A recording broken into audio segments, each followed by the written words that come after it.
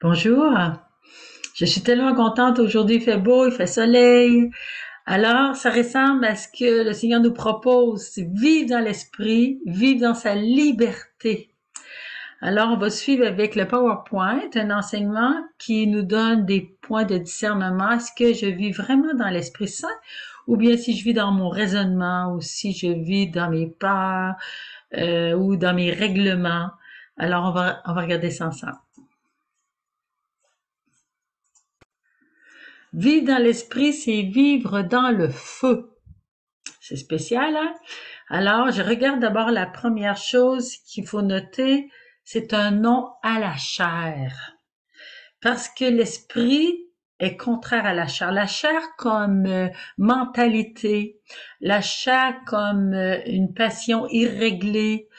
Alors, Saint Paul nous dit, ceux qui vivent selon la chair désirent ce qui est charnel, ceux qui vivent selon l'esprit, ce qui est spirituel. Par exemple, ce qui est charnel, je vais avoir une grosse maison, je vais avoir beaucoup d'argent, je vais faire plein de voyages. Je pense à mon moi, mon bien-être, mon confort, un peu tourné. C'est vraiment tourné vers moi-même. Et le Seigneur, il dit, je suis venu jeter un feu sur la terre. L'esprit, c'est le feu qu'il nous a donné à la Pentecôte.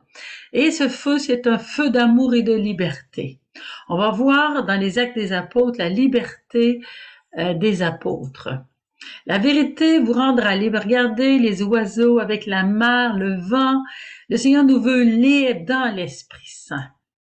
Vivre dans l'Esprit, c'est vivre dans l'amour vivant de Dieu en nous. Alors, ce qui est très important, c'est que j'ai reçu au baptême une naissance nouvelle, c'est une naissance à l'amour. Est-ce que j'y crois?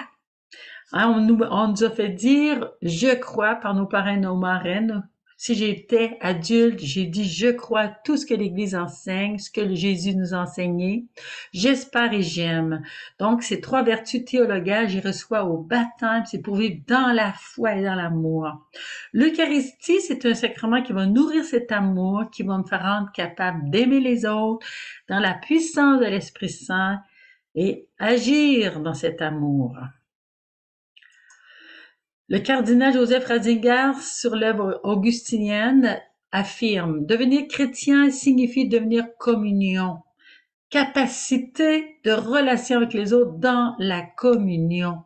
Donc, c'est pas la haine, c'est pas la division, mais c'est une capacité nouvelle d'aimer, entrer dans le mode d'être du Saint-Esprit qui est l'amour, qui est le lien d'amour.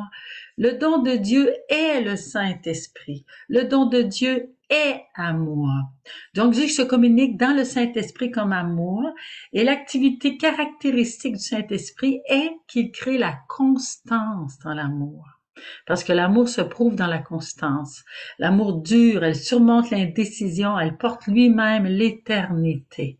Le don de Dieu est Dieu lui-même et Dieu, nous dit Saint Jean, est amour. Donc, vivre dans l'esprit, c'est certainement vivre dans l'amour. Je vais vivre dans l'amour avec notre Père, sous son regard, dans sa volonté d'amour et son projet d'amour. Je vais vivre avec Jésus, son envoyé, notre frère et fils de Dieu. Je vais vivre dans son message d'amour qui nous dit: aimez-vous les uns les autres. Et c'est toujours rechercher la charité, vivre dans l'esprit d'amour en tout et toujours, se mettre au service par les charismes et les dons que j'ai reçus pour donner la vie de Dieu. Nous avons vu l'enseignement sur les charismes. Alors, dans l'enseignement que j'ai fait précédemment, c'était sur les charismes. Donc, il y a les dons de l'Esprit Saint, sagesse, intelligence, science, conseil, force, piété, crainte de Dieu. Et il y a aussi les charismes de l'Esprit qu'on doit connaître pour identifier celui ou ceux que le Seigneur nous donne. Il y a aussi les ministères qui sont aussi des dons de Dieu et je suis envoyée par l'Église pour exercer ces ministères.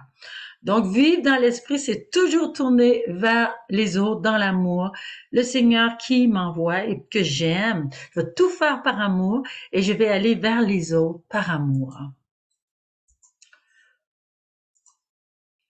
Vivre dans l'Esprit Saint. Donc, on continue. Il n'y a pas de vie spirituelle dans l'esprit sans l'observance des commandements de Dieu.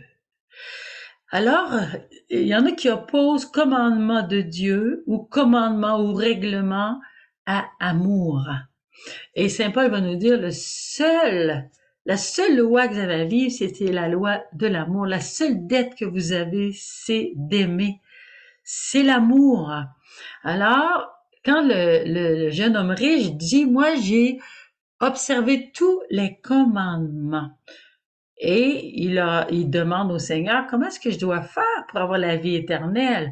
Jésus répète, tu ne commettras pas de meurtre, tu ne commettras pas d'adultère, de vol, de faux témoignages, tu vas honorer ton papa, ton père et ta mère, tu aimeras ton prochain comme toi-même. Donc le Seigneur nous montre comme des balises pour rester dans l'amour.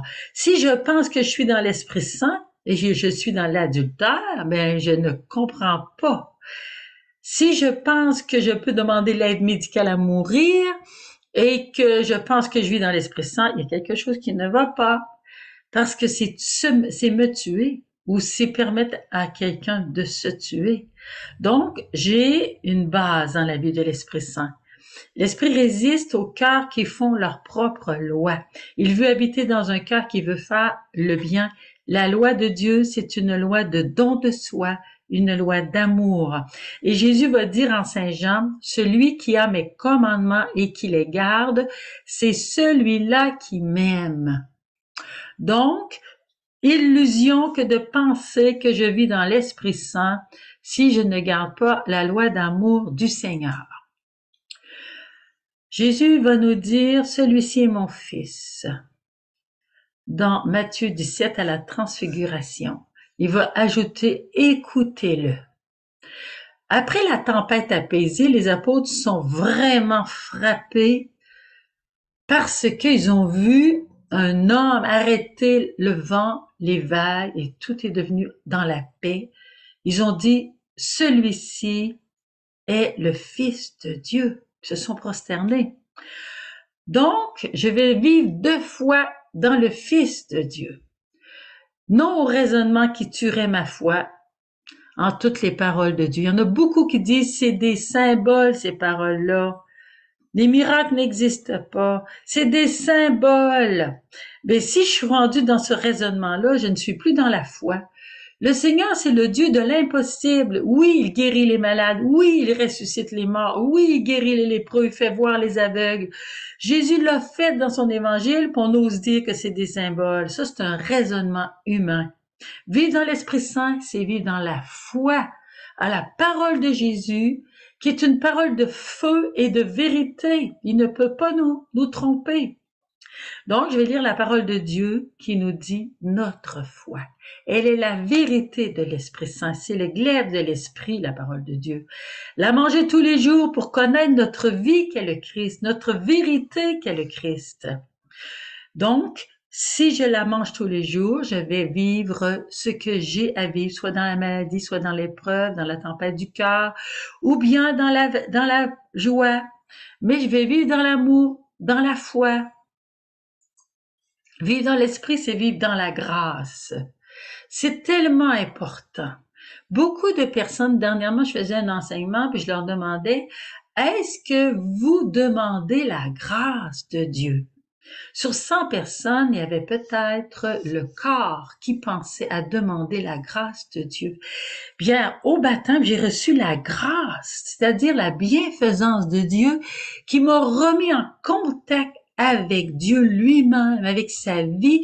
Je vis de sa vie, c'est ça la grâce. C'est complètement gratuit. Je suis en communion d'amour avec Dieu par grâce. Et quand je veux vivre dans l'amour et que je me sens incapable, je dis, Seigneur, donne-moi ta grâce pour aujourd'hui.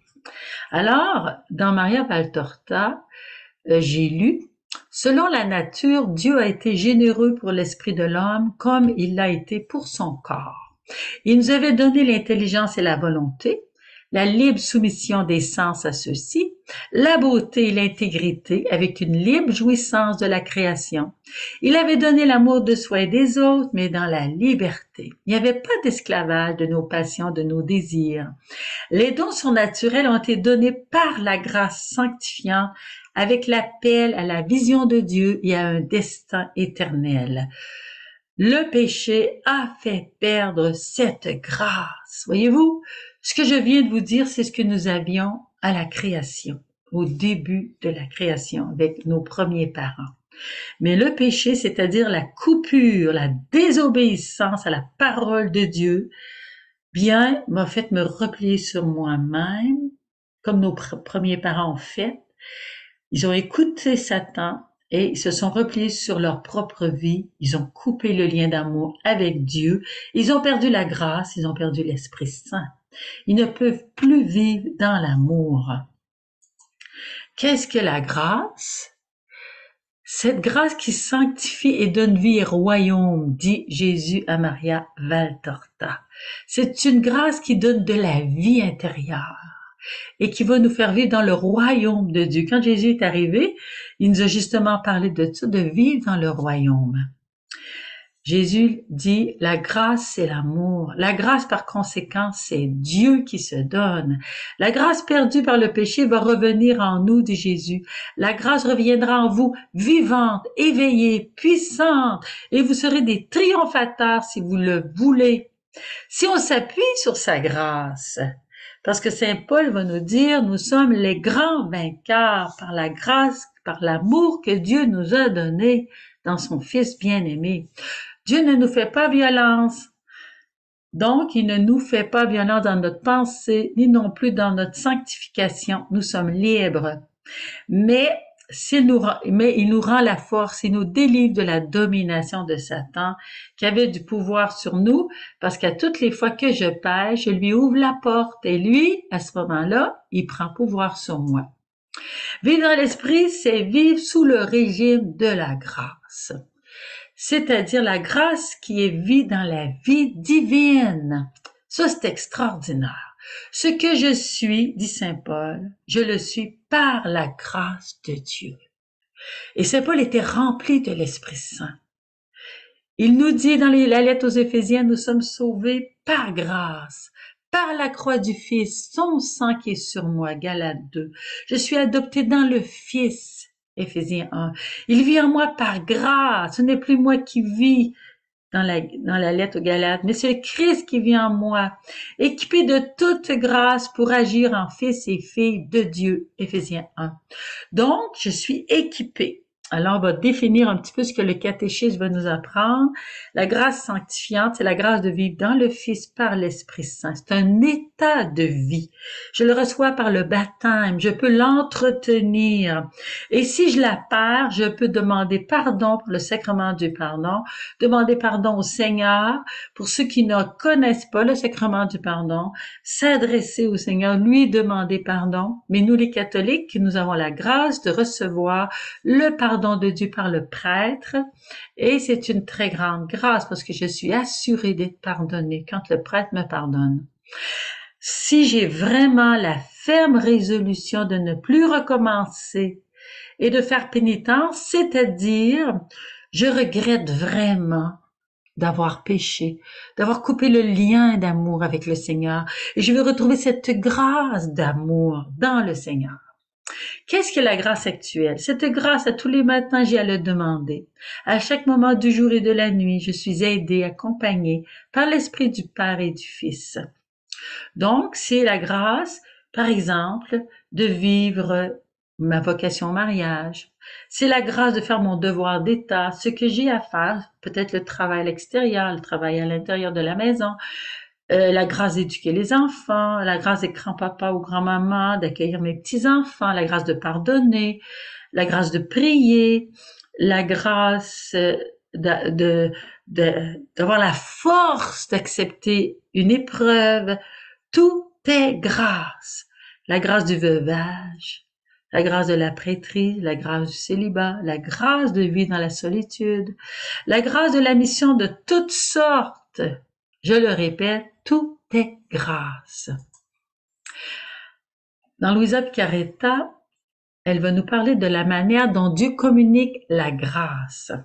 Par exemple, en écrasant son orgueil, l'âme ressent son annihilation, c'est-à-dire son petit rien du tout. Elle voit son incompétence, sa misère. Vous savez que c'est une grâce quand le Seigneur permet que je sois humiliée, que je vois mon incompétence, ma misère, mon incapacité de faire la moindre bonne action toute seule. Lorsque l'âme expérimente ces choses, ben Dieu lui communique sa grâce. C'est déjà une grâce de le voir et c'est une grâce aussi de se sortir de cet état de misère. La grâce de vérité de telle sorte que l'âme peut voir la vérité en toute chose, sans tromperie, sans obscurité. Et voici comment tout ce qu'elles offrent est faux et corruptible et mérite d'être haï plutôt qu'aimé. Donc, ce qui est faux et corruptible mérite d'être abhorré, c'est-à-dire est haï, et plutôt qu'aimer. Alors le Seigneur va me diriger par grâce vers ce qui est bien, il va me montrer ce qui va durer éternellement, il va me faire aimer ce qui est éternel. Lorsque l'âme expérimente cet état, Dieu lui communique sa grâce. La grâce de l'amour vrai est éternelle.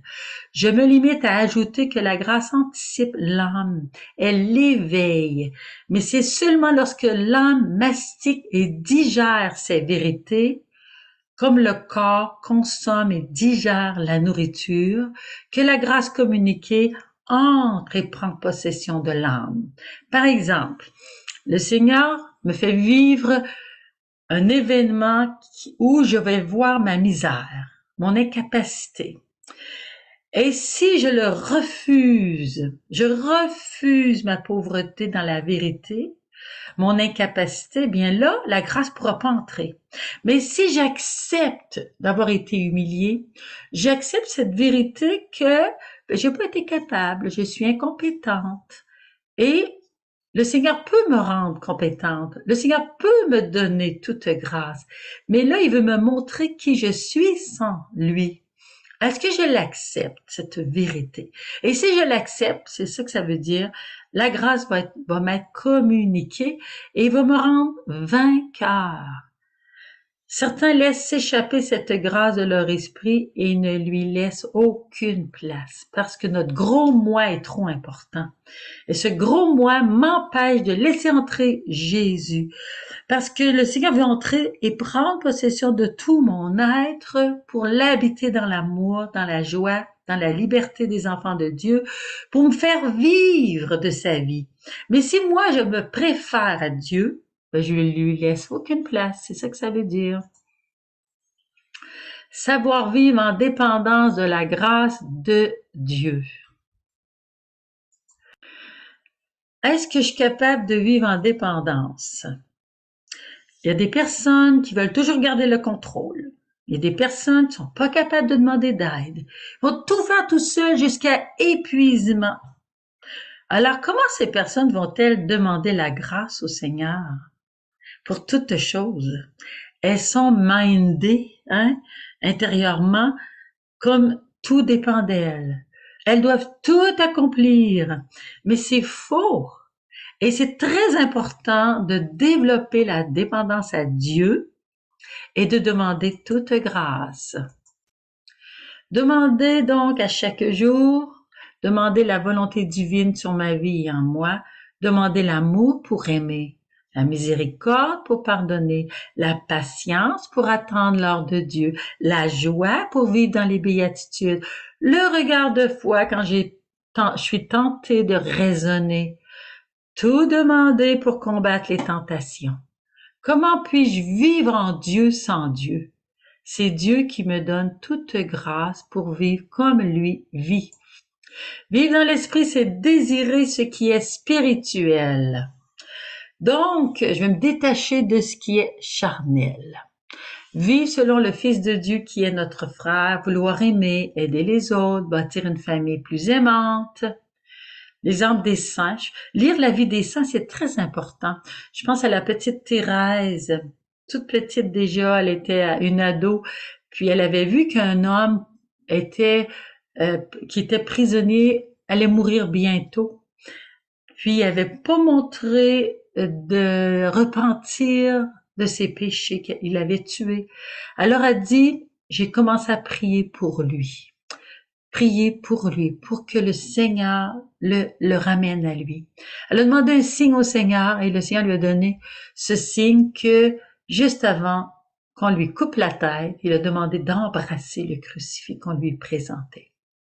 Alors, elle a décidé de donner toute sa vie au Seigneur pour le salut des âmes. Ça, c'est désirer ce qui est spirituel.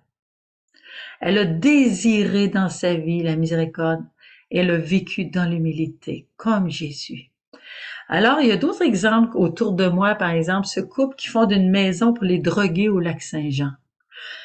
Un couple qui donne sa vie pour les drogués. Ensuite, des personnes qui commencent des Zooms de support pour toutes sortes de groupes, des laïcs consacrés qui aident dans toutes sortes de milieux. Ça peut être dans la liturgie, dans leur paroisse, ça peut être au niveau des malades, ça peut être aller garder les enfants dans les familles, aller faire des ménages, toutes sortes de manières d'aider. À Saint-Côme, par exemple, un couple a fondé une maison pour aider à la guérison de nos familles. On commençait des groupes de prière dans une église. D'autres aident les pauvres par des soupes, par des repas partagés, par des vêtements, par des visites. D'autres visitent les personnes âgées, comme dans notre paroisse, on va commencer la visite des personnes âgées. On va leur apporter la communion, on va prendre du temps pour parler avec eux, on fonde des groupes comme ça. Alors, il y en a d'autres que je connais qui vont visiter les prisonniers. Alors moi, qu'est-ce que je peux faire pour aider autour de moi? Quel bénévolat! Alors je demande au Seigneur, Seigneur, quel est le signe autour de moi? Quelles sont les personnes qui ont besoin et que je pourrais aller aider? Des fois, c'est dans ma famille, hein. Désirer ce qui est charnel, c'est une grosse maison, argent, confort, la réussite pour soi, centrée sur ses propres intérêts limités, les voyages, les restaurants, les cinémas, les habillements. Vivre dans le pessimisme, la critique, l'égoïsme, centré sur mon moi.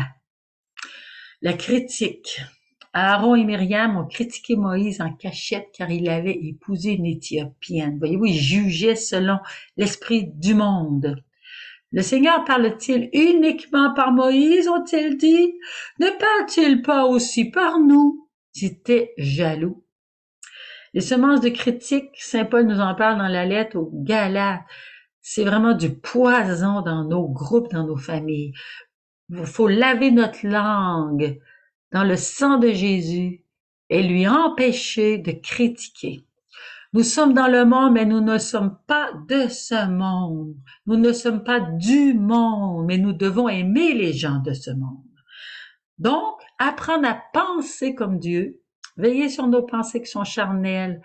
Est-ce qu'elles sont spirituelles, mes pensées? Nous apprenons à vouloir ce que Dieu veut. Il faut lâcher le contrôle, le donner au Seigneur. Vivre dans l'esprit, c'est aussi accepter le Christ crucifié qui est l'amour infini manifesté aux hommes. Est-ce que j'accepte la croix du Christ? Et saint Paul va nous dire, pour moi, que jamais je ne me glorifie, sinon dans la croix de notre Seigneur Jésus-Christ, qui a fait du monde un crucifié pour moi et de moi un crucifié pour le monde. Se dépasser soi-même, oui, se dépasser soi-même par grâce, oser le Christ en nous tel qu'il est. Je puis être, comme disait une sainte, un autre Christ. Donc, même si je me sens toute petite, toute pauvre de Jésus, viens vivre en moi ta vie, viens aimer en moi, viens pardonner en moi, viens accueillir en moi. Même si je suis très limitée dans mon environnement, c'est pas grave. Le Seigneur a donné à la petite Thérèse une mesure illimitée à cause qu'elle a aimé. Alors, qu'est-ce que je crucifie pour suivre le Christ? Saint Paul dit, je suis crucifié avec le Christ. C'est pas moi qui vis, c'est le Christ. Alors, je crucifie mon gros moi, quand c'est mon gros confort, là, mon égoïsme, mais aussi le nouvel âge et ses modes. Ça, c'est sûr, je dois vraiment renoncer à ce qu'on m'a présent dans le nouvel âge. Le yoga, le reiki, le tai chi, mon moi que j'adore. Tout est permis, plus de péché, pas besoin d'un sauveur. L'adoration du bio. Le bio, il est bon, mais si je l'adore, c'est un Dieu. Le royaume de Dieu n'est pas une affaire de nourriture ou de boisson, il est paix, joie dans l'Esprit Saint. Certaines modes vestimentaires ne sont pas de Dieu. Je dois m'habiller vraiment dans la dignité des enfants de Dieu. Est-ce que je fais des concessions sur ma foi pour plaire à mes enfants? Dieu doit être préféré même à mes enfants, à ma famille. Vivre dans l'esprit, c'est vivre la loi de l'esprit qui contredit la loi de la chair. La loi de la chair, c'est ma volonté humaine, celle de notre gouvernement sur la vie et la mort, l'aide médicale à mourir, l'avortement, non-respect des personnes handicapées, des bébés dans le sang. C'est le refus d'obéir à Dieu, vivre dans la chair. C'est la rébellion, le non-respect de la loi de Dieu. Les 10 paroles, le Seigneur a dit, il n'y a pas un iota de la loi qui ne passera. Jésus est venu accomplir la loi qui est à moi. Est-ce que je préfère l'animal à l'enfant? C'est encore la chair. Est-ce que je suis un riche qui écrase les pauvres et qui les méprise? Je préfère mon plaisir. Je mène ma vie par mes émotions au lieu de la mener par la foi, l'espérance et la charité. Est-ce que je laisse la peur entrer dans ma vie puis m'empêcher d'avancer dans la foi? Ça, c'est la chair. La loi de mon moi, c'est ce que je veux avant tout et c'est vraiment la chair. Laissez-vous mener par l'esprit et vous ne risquerez pas de satisfaire la convoitise charnelle. Il y a un jeune comme ça qui a rencontré Jésus puis a décidé de renoncer à ses amis. Ses amis l'appelaient le King. Alors lui, l'alcool, l'excès de nourriture, toute la vie de ce monde, c'était très important. Et puis maintenant, il se nourrit de la parole de Dieu. Il se bat pour rester fidèle. Il se bat contre sa chair, son moi, ses plaisirs. Il a décidé de suivre le Christ. Maintenant, il va prier à son église. Il entraîne sa famille. Il se laisse entraîner aussi par sa famille qui est bonne. Il va adorer. Il va à l'Eucharistie. Et il aide les autres, ses amis. Ce que produit la chair, on peut le lire dans le livre des Galates au chapitre 5, et ce que produit l'esprit. La chair, c'est l'égoïsme, c'est la chicane, l'esprit, c'est l'amour et tout ce qui est amour. Vivre dans l'esprit, c'est vivre dans l'amour de Dieu et des autres, dans la liberté des enfants de Dieu. Nous sommes appelés à la liberté, non au légalisme, non au sectarisme. Si je suis pris par des lois, puis par un sectarisme violent, puis sévère, je ne suis pas dans l'Esprit Saint. Donc, vivre dans l'Esprit, c'est vivre dans le feu que le Seigneur est venu répandre sur la terre, qui est la charité. Tous les saints sont remplis de charité, se sont dévoués pour les autres. Et leur loi, c'était l'amour. Le feu de l'abandon total, ma volonté dans la volonté du Père, avec Jésus, en Jésus. Mon intelligence dans la sagesse de l'Évangile du Fils. Je pense comme le Fils. Ma mémoire dans le feu d'amour de l'Esprit Saint. Je me souviens des merveilles de Dieu avec la Vierge Marie. Mon âme exalte le Seigneur qui a fait et qui fera en moi de grandes choses. La Trinité a fait sa demeure en moi. Je la transporte partout. Nous viendrons vers lui et nous ferons une demeure chez lui, dit le Seigneur. Alors, vivre dans l'Esprit, trouvez-vous que c'est intéressant? Beaucoup plus intéressant que vivre dans la chair. Parce que je suis dans la joie, je suis dans l'amour, dans la liberté, et je m'en vais vers les autres, et j'accueille les autres aussi. C'est ce que je te souhaite vraiment.